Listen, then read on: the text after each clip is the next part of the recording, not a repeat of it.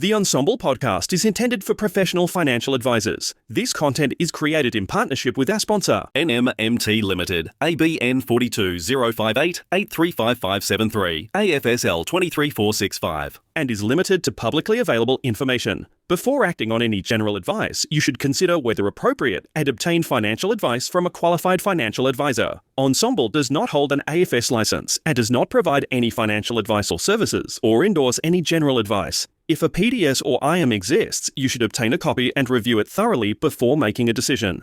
Hi, I'm Amie Baker from Recap Advice, and I'm here to help navigate the investment landscape to get you the best results for your clients. Let's jump in.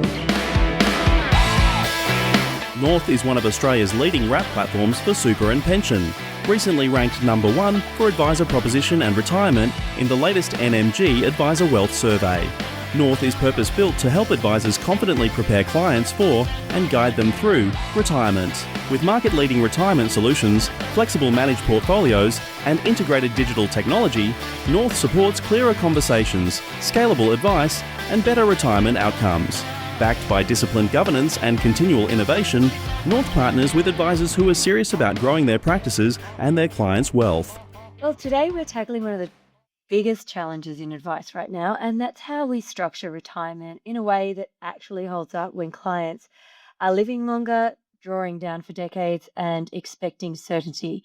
A pretty hard task to master. And if we're honest, the traditional strategies of relying on markets to do the heavy lifting doesn't always translate into confidence and good client behavior. So today's really about how we evolve that. I'm joined by Ben Hillier from AMP North, who brings a technical lens around retirement income structures and how strategies like IRIS are designed to work, and Liz Haile from Haile Financial, who's implementing these strategies with clients. So we'll get a real world view on what actually looks like in practice, which is really cool. I'm looking forward to this session. So first of all, I would like to hand over and introduce you guys, and just if you don't mind, just saying a little bit about who you are and your experience on this particular topic, and we can get right into it. Go, Liz. Ladies first. My name's Liz. I'm a financial advisor on the Gold Coast, and mainly do retirement advice these days, and I've been using the North lifetime income, what do they call them, retirement income streams now for going on 2 years. Excellent. Thanks, Liz. Ben Hillier from AMP North. AMP has been a pioneer in the IRIS strategies. We were the first to market and especially advisor-focused solutions. And for me, we often call these longevity solutions, and that's something I'm sure we'll talk about. But there's a theme I really want to concentrate on as well. The reason we developed these is actually not about solving longevity.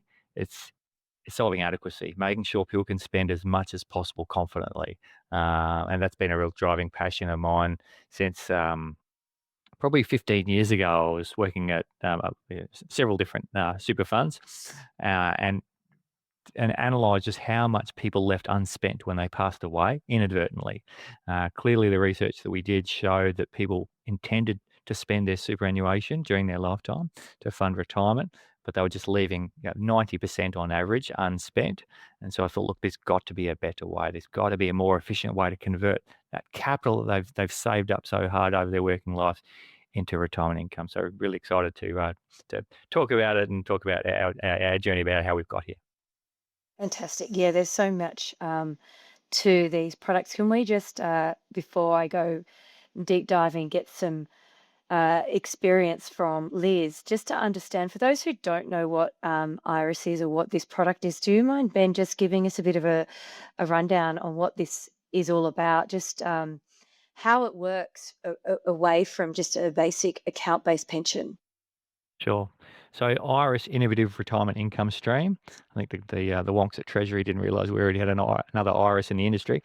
So the legislation was passed in 2017, and then the Centrelink legislation came in 2019. And so basically from 2019, we've had this new category of pensions. So it sits alongside the existing account-based pension regulations in the SIS Act, and then the annuity regulations in the SIS Act. This is another one. And so everything we know about annuities, or everything we know about account-based pensions, we've got to unlearn, because this is a completely new set. So things like there's no minimum drawdown. Things like you can have a tax-free pension that it actually does it, that's deferred, so it's actually not paying income, and you can still make contributions into it, and you can be taking lump sums. There's sort of all sorts of new tips, tricks, sober points, strategies that it enables.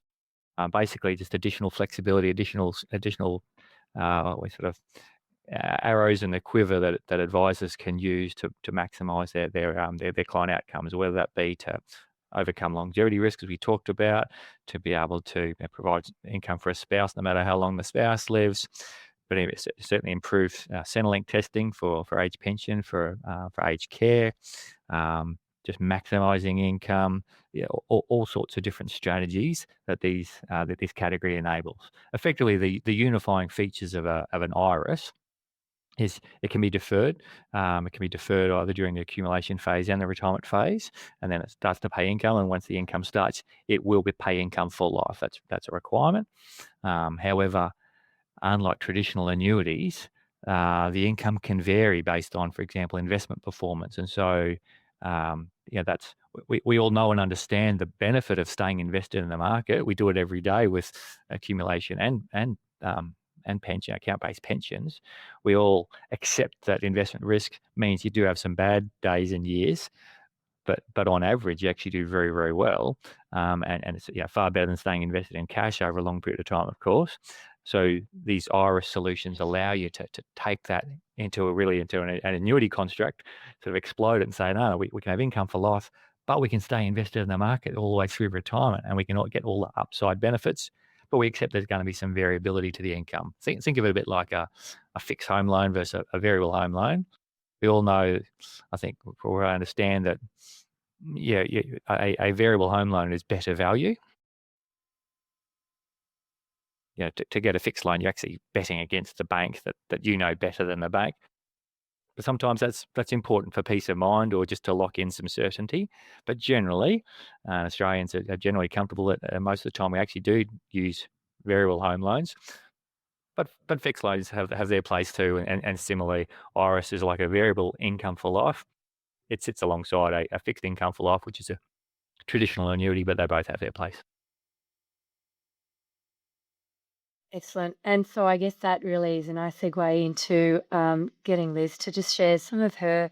I guess let's start with how, since introducing these strategies into your business, how this has changed with your clients. So the conversations you're having with clients right now regarding their retirement planning. So how's that looking for you in the business? And you mentioned offline the other day that you also are introducing this in the accumulation phase too. Yes, absolutely. It's really allowed me to bring forward a lot of the retirement conversations to a much younger, a much younger age group than I might have previously. So the benefit of the IRAS in accumulation is that you can start the process of quarantining investment growth from future Centrelink assessment from as early as whenever somebody opens an account. So I'm starting to have conversations more with clients in their 40s even about starting one of these to give them the options on steroids, I guess, when they get to retirement age.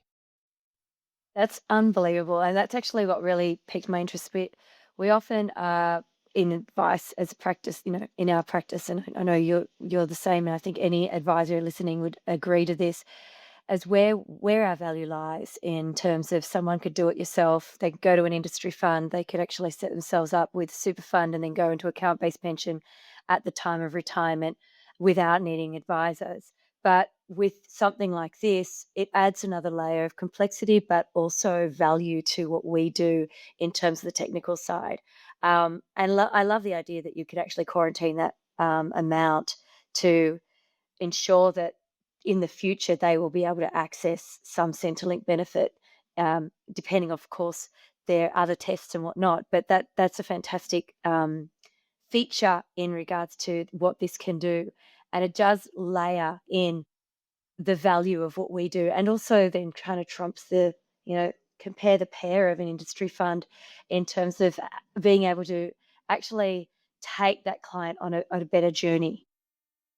It's a really good thing at review time as well to be able to present to a client sort of the benefit that you've been able to achieve over that year, over and above any kind of investment returns. And we all know how much control we really have over investment returns, right? But this is something where we are actually demonstrating really good value. And it really does bring forward for clients that those conversations around, what's this going to look like? Are we on track? And demonstrating real tangible value on the way through in those earlier years, in a way I probably couldn't before, or didn't feel I could as much before. Yeah, I think that year by year review, that incremental benefit you're getting with these IRA strategies is really, really powerful for advisors. Mm. I've heard from a number of advisors that alone, because the clients can actually see how they can see, hey, look, I've got a balance of $1 million and I've got an asset test of $500,000 already. Effectively, immediately you put some money into an IRAs, it gets a 40% discount.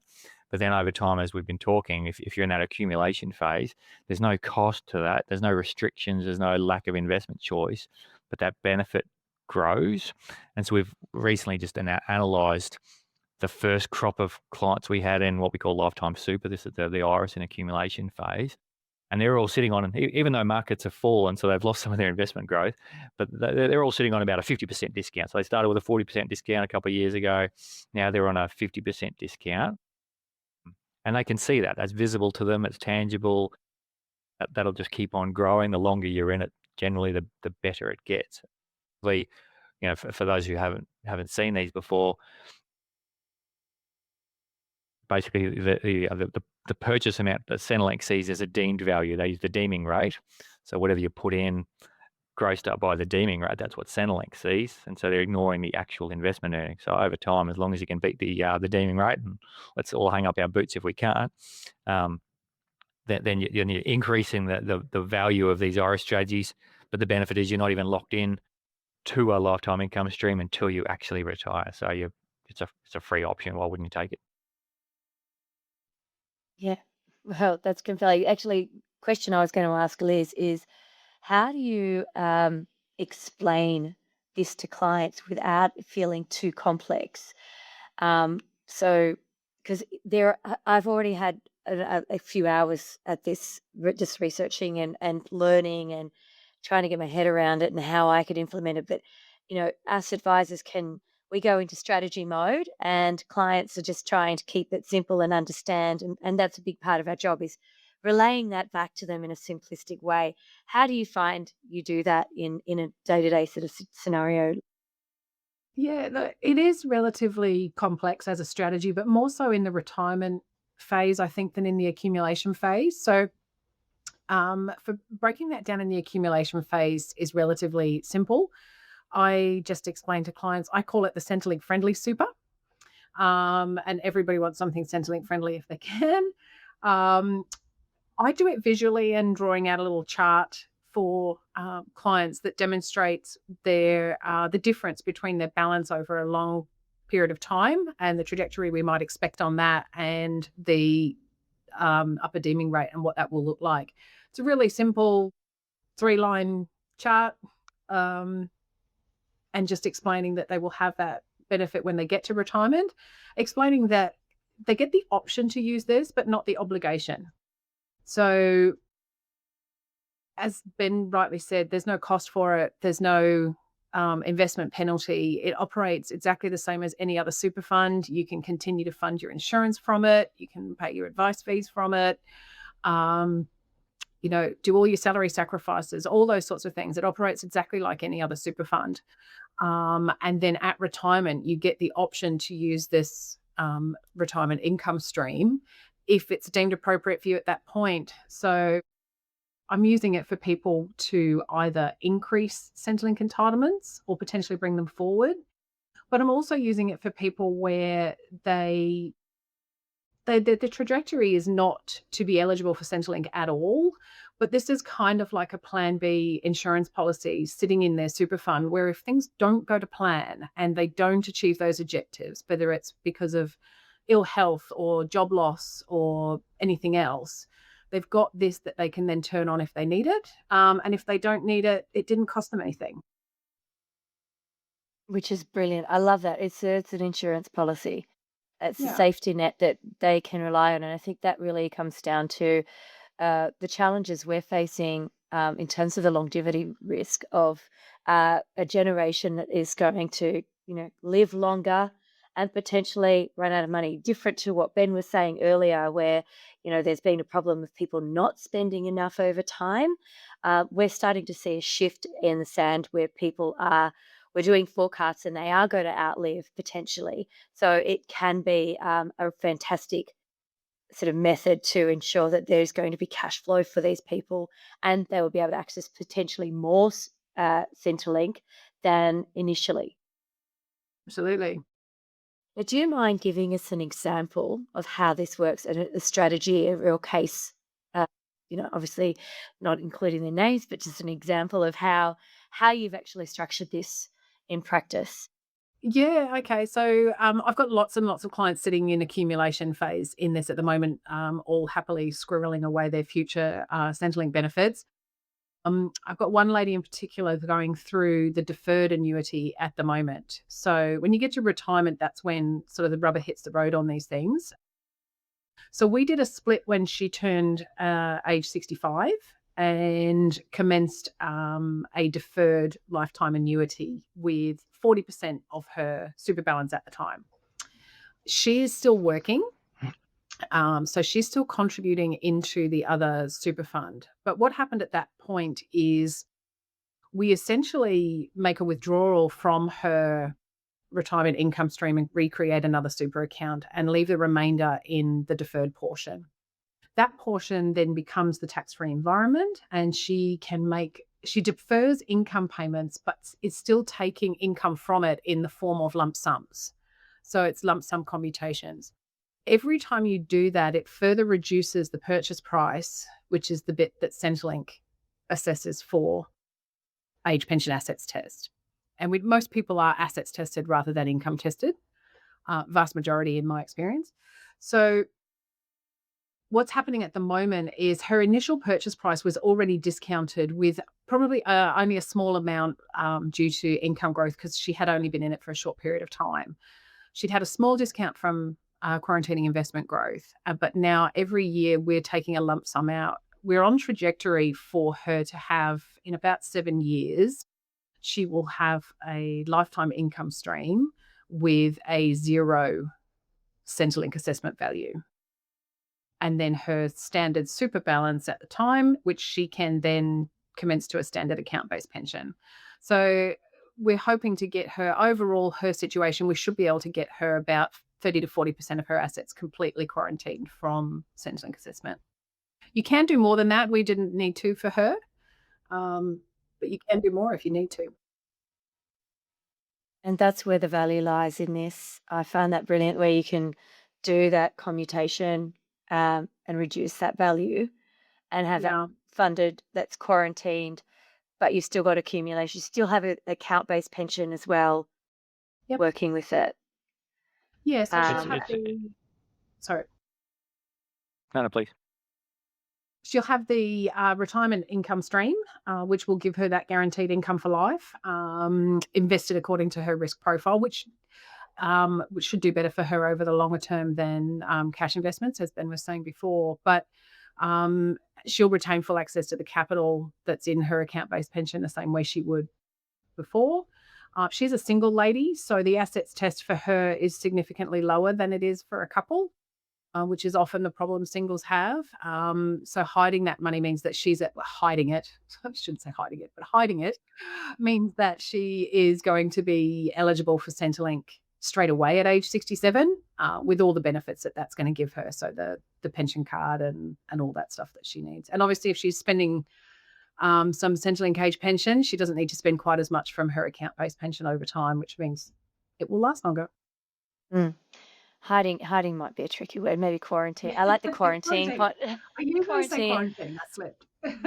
And this is the thing that I've got a client that, they're on that edge. They're teetering between, like, they'll be able to get the low income card from Centrelink, but they wouldn't be able to get any payment. But when you've got a strategy like this, you'll be able to enable them to get a little bit with, if you're going to be dealing with Centrelink and you spend a whole day filling out one of those forms just to get that income healthcare card or whatever it's called. Sorry, I've forgotten the full name.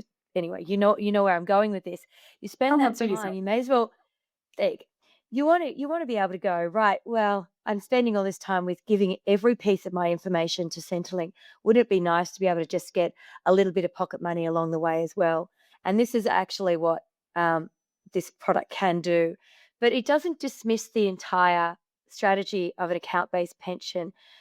What I saw the other day is that it can really work hand in hand. Ben, do you want to just give us some insight on how that can actually work in a structure sort of point of view? Sure. As I said, we've pioneered these strategies, but basically invented these types of accounts. And so we've got some good experience now after a number of years. On average, I mean, Liz's client with this particular one, pretty close to average. On average, it's actually 50-50. We see in a retirement phase in an IRIS, 50% in an account-based pension. Now, look, that's in some ways a misleading average. You've actually got quite a bunch. There's 15% who put all that one client's balance into the IRIS, but that just simply means they've got another, a spouse with the money outside of super, or they've got other investment properties, or other assets. So obviously every client is different, but you have a really broad dispersion. But certainly people doing things that they traditionally wouldn't have done with an annuity. I can't imagine people would have put their whole super in, but that's just because it's so flexible. You can have very high rates of income, a lot of flexibility, and it's. Look, we talked about the complexity. I prefer the term sophistication. These are innovative, sophisticated new strategies. I mean, you did mention, Liz, but during the time that client's got that deferred lifetime income account, actually we're reducing the asset test every time they take out a lump sum, plus there's zero income test for that whole period during the deferral, and that can last for some time. $1 million. Let's just use a simple example, just to make the numbers easy to understand for the listeners, right? So you can have $1 million in a deferred lifetime income account. It would have a zero income test as long as it's in that phase. Every year, to say they're about 70 years old, every year you might be taking about $80,000 out over, let's call it 5 years. That's $400,000 we've taken out as lump sums. So the purchase amount went from $1 million down to $600,000, and then the asset test is 60% of that. So the asset test of $1 million balance, just say you were taking out 8% and earning 8%, still got $1 million in there, but the asset test to be down to 360 or something, and the income test is zero. Very, very powerful, and having a solution where it sits alongside an account-based pension just introduces new optionality. Account-based pensions got a minimum but no maximum. So these IRISs typically will have a maximum but no minimum. And so, good investment returns. You can be taking more out of one and then the other. You can really balance. You can also, we'll start to see advisors have a really interesting take on how they allocate the risk assets across the whole portfolio. Typically when we're all sitting on a one-legged stool, an account-based pension, you're trying to achieve everything with just one investment strategy, right? You're trying to solve longevity risk and inflation and sequencing and everything with just investment strategy in one vehicle. Now you've got a two-legged stool and hopefully the age pension, which gives you 3 legs, and you can take a more balanced view. We're actually starting to see, for example, advisors take more risk in the IRIS and less risk in the account-based pension, which is a really, really interesting strategy. But it makes sense because the account-based pension is capital that you care about. It's capital that you care about. It's capital value because you might want to take it out as big lump sums. Maybe it goes to the kids if the client passes away.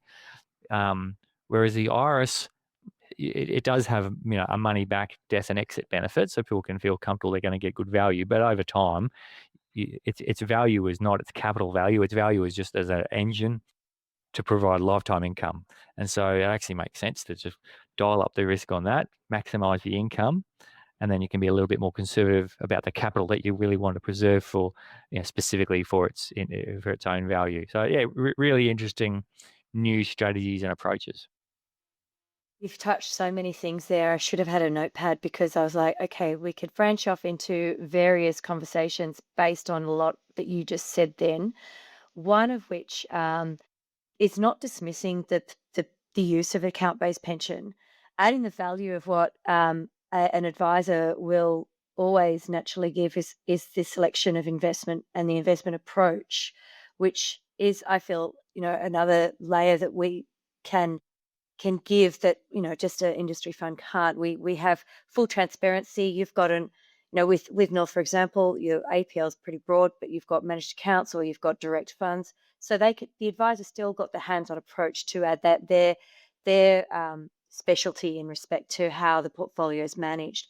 But one thing that really stood out with what you just said then, Ben, and I think Liz and I could probably go into a rabbit hole of this conversation, is really the meaningful conversations around how you structure such a retirement plan for what is important to that client. So the estate planning conversations, the legacy that you're creating. So with utilizing some of their account-based pension, the income, and what's the end game for them. And I guess that's something where I feel is really important to what we do in advice, is bringing it back to the needs of the client and some of those very important and special, meaningful conversations we have to understand how they actually want their retirement spending or funding to be spent and where it's going to go once they're no longer here as well.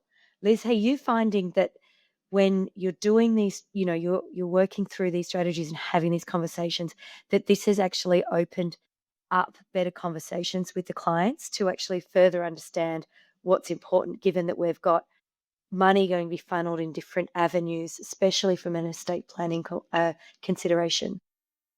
Yes, absolutely. I have clients who, as I'm sure everybody does, who say everything from I'm going to spend everything, they'll be lucky to have the house, to it's really important to me to gift to my children and give them a head start, and then some people who don't have dependents, right? There's everything in the middle there.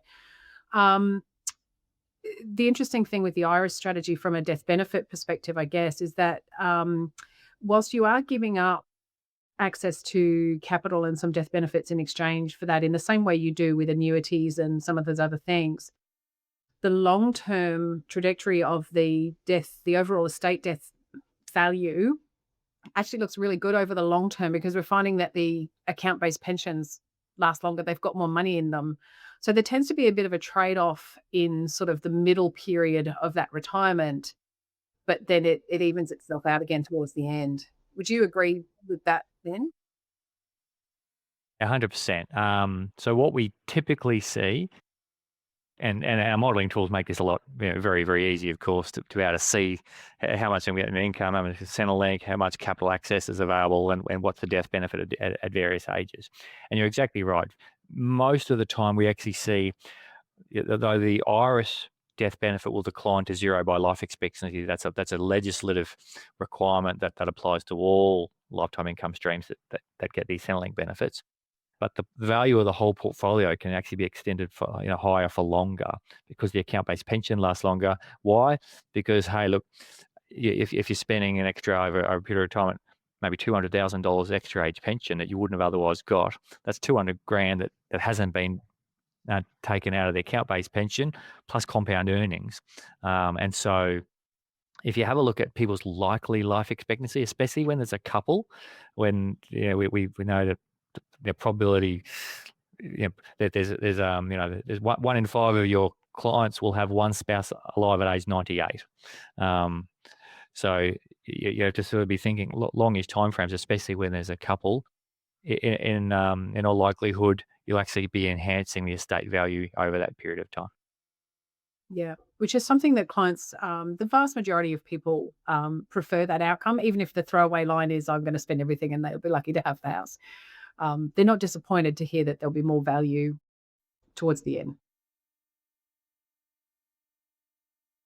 There's so much value in this. I mean, one thing that I love, because my my favorite part of advice. Besides strategy, I do go into the strategy sort of space a lot. We all do, and I love complex advice. Is the other side of this was the investment approach. So those who go, the old school annuity, this isn't that. This is actually a very hybrid approach where we can add so many layers to it and add so much value that really creates something very bespoke to the client.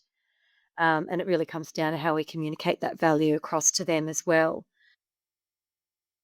Going back, there's something else that was mentioned earlier around cost. If we're thinking, comparing, compare the pair, and you might a financial planning practice might be sort of leaning on the simple kind of advice of just using industry funds and whatnot. How do we actually have that conversation to get them to think differently, broadly, and go, right, best interest duties are being met because the client's going to be ending up with, say, X amount, and there are calculators, I might add, in North to help an advisor work out all of this for you. But just knowing that we do a forecast and we're like, oh, based on what I know, I don't think they're going to actually be eligible for Centrelink if we were just going for the traditional retirement plan of accumulation through to account-based pension. But how do we actually have those conversations and sort of shift that thinking to go, the cost of going onto a platform and doing it this way out benefits than the traditional sense of just going super and account-based pension? So the experience I've had with it is, so North has a fairly extensive investment menu, same as the other platforms that are available. It's relatively cost effective. So if you want to beat an industry fund on cost and still do an IRAs, you absolutely can, using some of the index options that are available in there. There's only one or two industry funds that are a bit tricky to beat on price, and everybody probably knows who they are. But in terms of your best interest duty, price isn't the only thing that we can give advice based on. Precisely.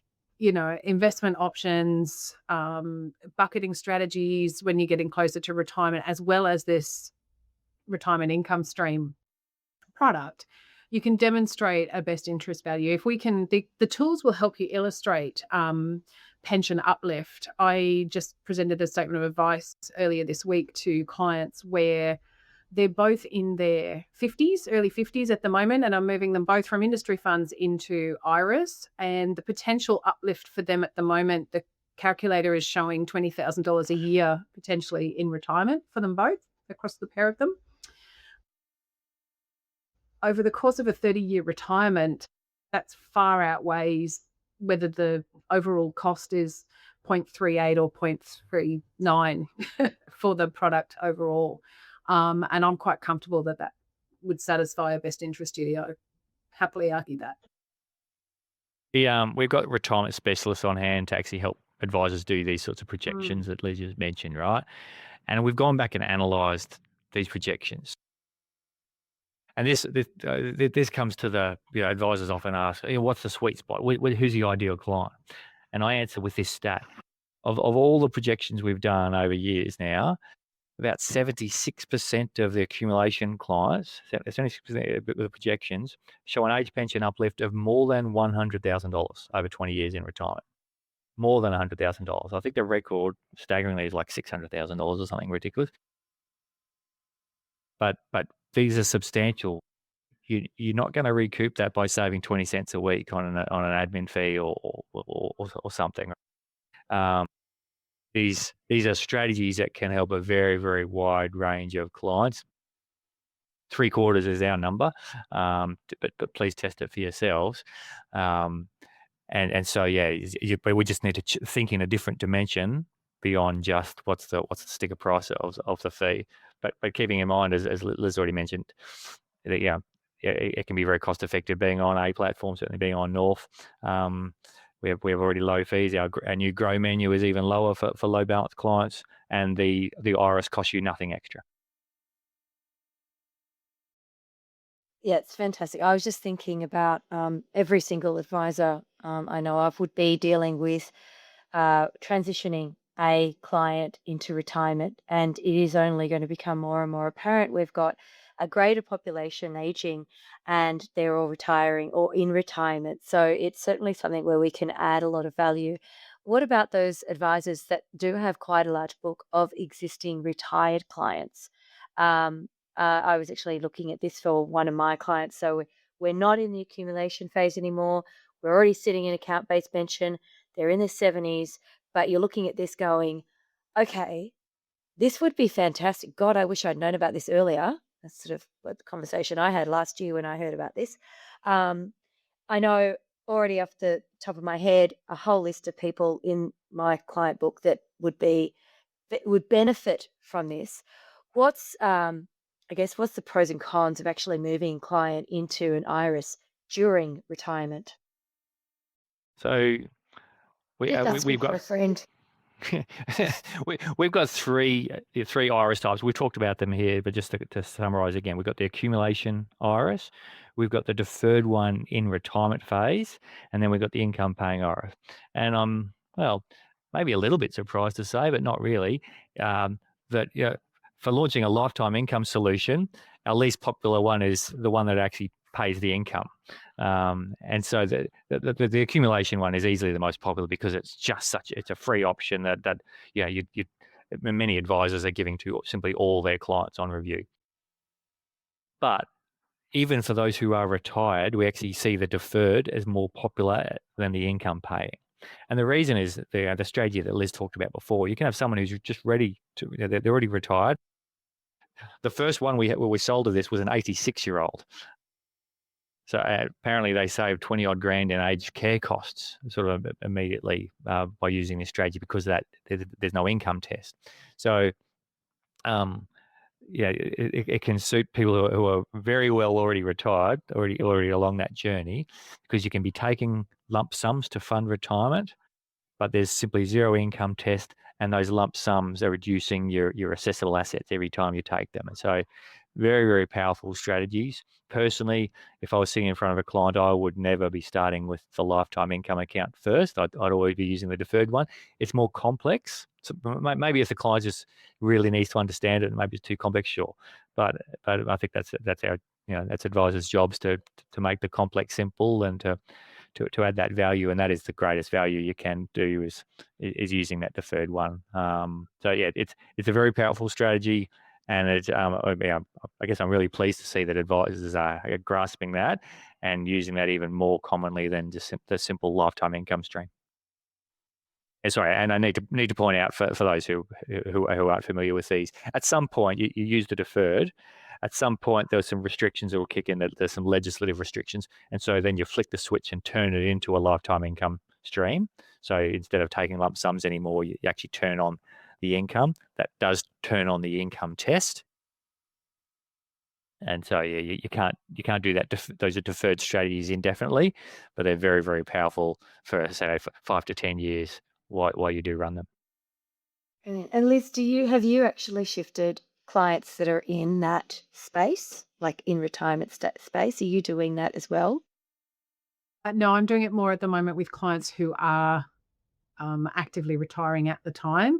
I guess if you have people in retirement who are nervous of running out of money and want that income stream that's guaranteed, I guess the issue with my database is clients in that space I've already put something in place with annuities and those sorts of things to cover those risks. But you could potentially use it, as Ben says, to help boost and bring forward Centrelink entitlements as well in that retirement phase. So the way to explain, I think, the deferred concept quite simply is you have your account balance and a purchase price. And instead of taking income, you're taking a lump sum payment. And every time you do that, it's reducing that purchase price, which is the only number that Centrelink looks at. And so if that's all that a client takes away from it, that's all they really need to know for the most part.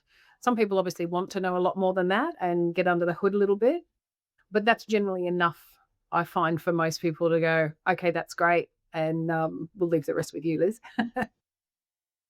I think if you're demonstrating what their income ability is, for lack of better wording, if that makes sense. But basically, what's that going to look like in retirement? If they're doing that commutation, they're doing that lump sum payment, and then they're getting some Centrelink. I mean, those two pieces together, what does that look like for them? And to ensure that they're achieving the lifestyle needs they've got. And for me, I'm always talking to clients about, what are the goals? What are we doing this year? Are we going to travel? Are we getting on a cruise? Or, they're gifting their kids or their grandkids education, all those kind of conversations. So if it's meeting that, I think clients, that's what they want to see. They want to see, am I going to meet all of these goals and objectives throughout the next 12 months? And if you're getting that extra uplift where they're getting a bonus payment through Centrelink, that's even better. And then on the flip side, Ben did mention something that I was going to bring up later. But while I think of it, you also brought up the aged care, the guide saving money and that aged care piece. That is just another piece to this whole strategy that it's like a layer cake. It's just, layer upon layer. You've got all these little gems in there that can, another thing that can elevate the client's situation if we are looking down the road, potential care needs because of its treatment, the income treatment and whatnot. Have you had any of those conversations? Sorry, I was going to say Liz, given her advice experience, but no, Ben, please jump in. Yeah, look, it's as you rightly point out, it's similar or the same testing that applies to aged care assessment as for the age pension. And so, you do get these benefits of a lower assessable assets and lower assessable income with these sorts of strategies. Keeping in mind, of course, that the money in an IRIS, you can take lump sums up to a certain level, but you wouldn't be paying a RAD out of an IRIS. It'd be very good for paying a weekly rental for an aged care facility because it's simply income at a high level that never runs out, and that it also has some good assessments associated with that, and so that can be a really useful strategy. But like we've already mentioned, you wouldn't generally put all your money in an IRIS. You want some other accessible assets so that you can have optionality for funding the type of care that your clients will need at the time. Yeah. So basically, this creates an incredibly flexible way of managing, I guess, all of the nuances of retirement planning, which includes the estate planning piece, it includes the aged care piece, it includes Centrelink, and it includes, of course, the need to have a regular and consistent income stream. And then we've also got market risk and longevity. So it's covering all bases in respect to all those challenges that an advisor has to look at and consider when doing a forecast on what the client actually is going to need throughout their throughout their retired years. So it's an incredible package. For lack of better wording, again, I'm trying to work out how do we even frame that as a without saying it's a product, but it's actually quite a package or a strategy. That's It's a lot right. of Look, I strategies mean, in one. Sorry, Liz? It's a lot of strategies in one. Yeah. It's not one strategy per se. It's creating solutions. Sorry, Ben, you were going to say something in regards to that as well. yeah, I mean, I'm glad you touched on that because I mean, this isn't the first lifetime income stream I've designed and launched, but it was certainly the first with advisors in mind. And so instead of launching previously I've launched a product. This we really intended deliberately. No, we're not launching a product. We're launching flexible account solutions that can be used for quite a wide range of strategies. And we sort of picked apart and thought, what do advisors want to do? Where does the value they want to add? They want to add value in investment strategy. They want to add value in bucketing and drawdown strategies. They want to add value in asset allocation and capital allocation and structuring with Centrelink and estate values and all these sorts of things. And so a set and forget solution wasn't going to work. A limited investment menu wasn't going to work. You get the income that we pay you on the dates we tell you wasn't going to work. Instead, you've simply got account structures that are completely transparent and very flexible within some within some legislative and product rules, of course, to make them work. At the end of the day, of course, we're making a promise that the income lasts forever, and so there's going to be some capital restrictions as the big one.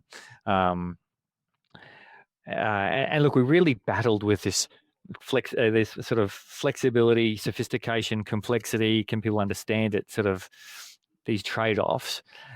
But we ended up where we ended up because each of the bits of sophistication we've got remaining, things like investment choice and ability to dial income up and down and defer, they all add value and add additional strategies for advisors. And so we were keen to just simply create a whole lot of new strategies that advisors can use, instead of saying, hey, this is the way to do it, set and forget, and then you're out of the picture.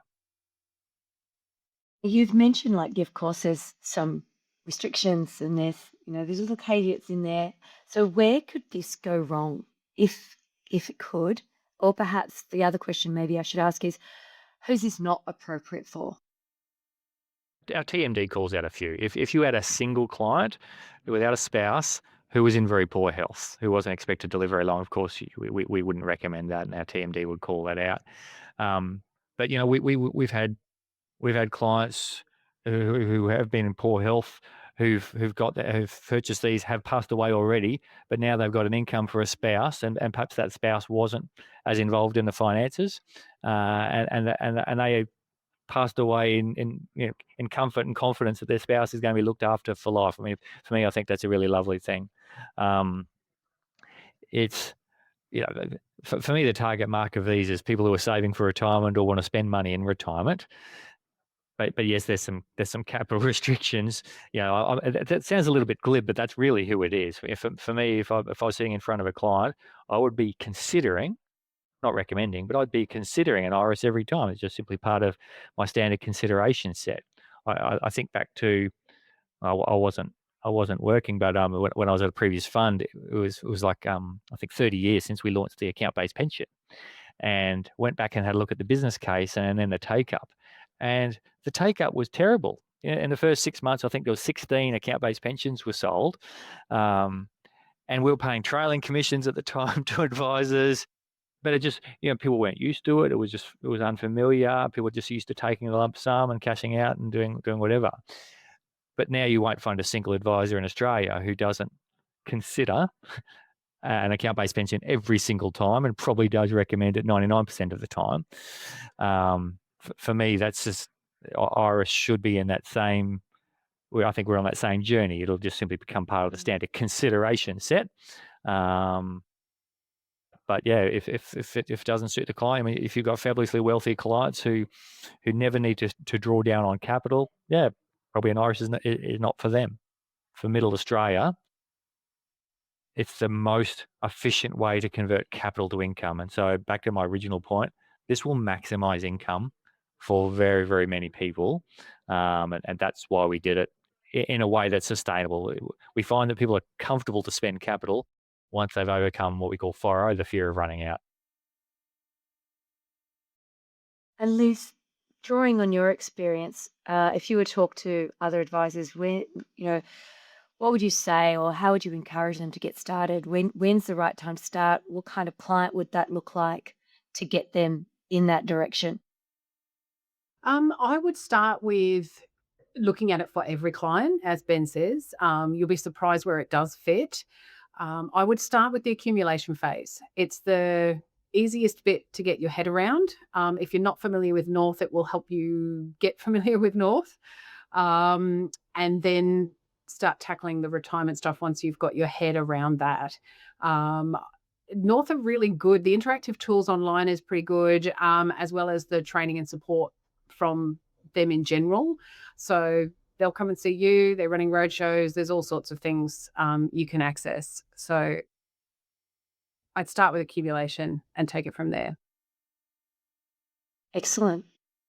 I think we're almost up, because I've almost run out of questions. Believe it or not, me, I have nothing to say. I'm like, okay, I'm actually going to go through my list and have a look at some of these clients that I've got that really possibly could benefit from this myself. I guess if I'm going to ask you one more question, Ben, is there anything that you would sort of say to be aware of when giving this kind of looking at this structure? I mean, I've already asked in terms of risk and that one client. You sort of alluded to if they're of ill health. I guess because if they've got funding in this, that can be a bit of a potential red flag if they are in ill health. Do you mind just expanding on that a little? I don't want to sort of leave on the negative, by the way. Just want to just cover everything. Sure, not at all. So keep in mind that there's a money back death benefit. We say on North, but other Irish solutions have similar. Effectively, you put in $300,000 and die the next day, the kids get $300,000. If they died after 3 years and maybe you've got $100,000 of income, I'm just making up some numbers here. Just say you got $100,000 of income, then there's $200,000 available as a death benefit. It comes out of the account balance. So if the account balance doesn't have that much left in it, then so be it, you get the full account balance. But typically there'll probably be a little bit more, and that little bit more goes to the insurer who are on the hook to make sure that these accounts never run out of money and they pay income for life. And so in return, the insurer pays what we call an annual bonus. It's a cash amount into the retirement phase accounts to make sure they're topped up and never run out. Yeah, that money back concept, it gives clients peace of mind that, hey, look, you're going to get fair value. You're going to get your money back, ideally as income over a long period of time. But if you pass away early, then as the remainder of that money back as a death benefit. So you will sort of see, certainly, people die after a few years. There'll be a gap between the account balance and the money back. But keeping in mind, of course, if there's a spouse, which often there is, then that's irrelevant anyway, because the income keeps on being paid to the spouse. We've had we've had a bunch of people pass away now with the solution. We haven't had any complaints. I think I'm really pleased that the advisors are doing a great job explaining, hey, look, these are the trade-offs you're making. You actually can even opt out of that death benefit if you want to get higher bonuses from the insurer. And the reason you do that, if you had no beneficiaries, we have maybe 5% of clients opting out of the death benefit. And again, we've had one of those pass away already, who'd opted out. No issues. I think if it's well explained, I mean, you understand the trade-offs that they're making, which is simply part of the strategies, and I don't want to sound too flippant about it, but all those clients still had income for life for as long as they lived, and they had confidence that they were never going to run out, and they very likely had higher age pension and maybe a pension concession card they didn't otherwise have. But both financially and psychologically, I'd be very comfortable saying that they were better off. Yeah. I was having a conversation just yesterday around this around Iris, and one we were talking about what's important to the client being, do they want to be able to leave a legacy for the kids, but there's also the flip side. They actually want to enjoy their retirement, and the kids usually don't care to inherit. They want their parents to actually have a wonderful retirement as well. Well, that's what you hope for them anyway. And in the conversations I've had, that's usually what has occurred. It's like, no, don't worry about us. Enjoy your retirement, right? And this is basically allowing that ongoing income stream. And I think if we're going to take away anything we've learnt today in this podcast, is that there are solutions. This creates layers of strategies that create solutions and certainty around creating income throughout retirement, regardless of what markets are doing, and regardless of with an uplift potentially with Centrelink as well. There's so many other factors. I can't even sum it up. I think if you listen to this whole episode, I'm hoping you would walk away going, wow, there's so many things that I could do to improve our clients' retirement journey using this kind of strategy. So I really appreciate you both sharing your knowledge. I'm still learning myself. This has been fantastic. So yeah, thank you, Liz. Thank you, Ben. Reach out if you have any questions. And appreciate Ensemble for allowing us to host this podcast. And I feel it's really important that everyone does learn about this, about Iris, because I don't believe, as you said, Ben, it's not going anywhere. And once upon a time, account-based pensions were new too. Thanks for having us. Really appreciate the conversation, Amie and Liz. It was a pleasure. Thanks for having me. Pleasure. Thank you.